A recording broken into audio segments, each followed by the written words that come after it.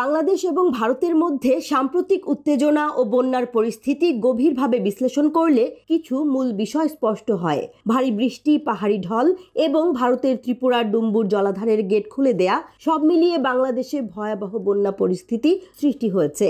41 বর্গ কিলোমিটার এলাকা জুড়ে বিস্তৃত এই জলাধারের গেট 31 বছর পর খুলে দেয়া হয়। ভারতীয় কর্তৃপক্ষের দাবি, যদি গেট না খোলা হতো তাহলে জলাধার ফেটে গিয়ে গোটা ত্রিপুরা রাজ্য পানির নিচে চলে যেত।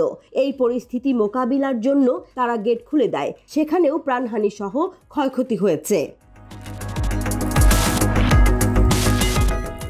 বন্যার কারণে বাংলাদেশের দক্ষিণ পূর্বাঞ্চলীয় জেলা ফেনী, কুমিল্লা, নোয়াখালী, খাগড়াছড়ি এবং চট্টগ্রামে ব্যাপক জলাবদ্ধতা ও ক্ষয়ক্ষতি হয়েছে। বিশেষ করে ফেনী জেলার পরিস্থিতি অত্যন্ত শোচনীয়। অধিকাংশ উপজেলা পুরোপুরি ডুবে গেছে।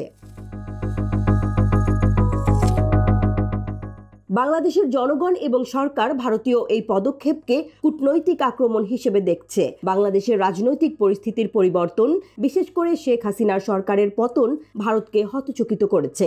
নতুন সরকারের সাথে সম্পর্ক বজায় রাখার চেষ্টার মধ্যে থাকা ভারত এখনও পূর্ববর্তী সরকারের প্রতি সমর্থন দেয়ায় ক্ষোভ সৃষ্টি হয়েছে। ভারতীয় মিডিয়ার কিছু প্রতিবেদন, যেমন জি মিডিয়ার উপহাসমূলক সংবাদ, বাংলাদেশের জনগণের মধ্যে আরও ক্ষোভ বাড়িয়েছে। এই মিডিয়া সংস্থা বাংলাদেশি বানভাসী মানুষের দুর্দশার প্রতি বিদ্রূপমূলক বক্তব্য দিয়েছে, যা সামাজিক মাধ্যমে ব্যাপকভাবে ছড়িয়ে পড়ে এবং বাংলাদেশের নেটিজেনদের মধ্যে তীব্র প্রতিক্রিয়া সৃষ্টি করেছে।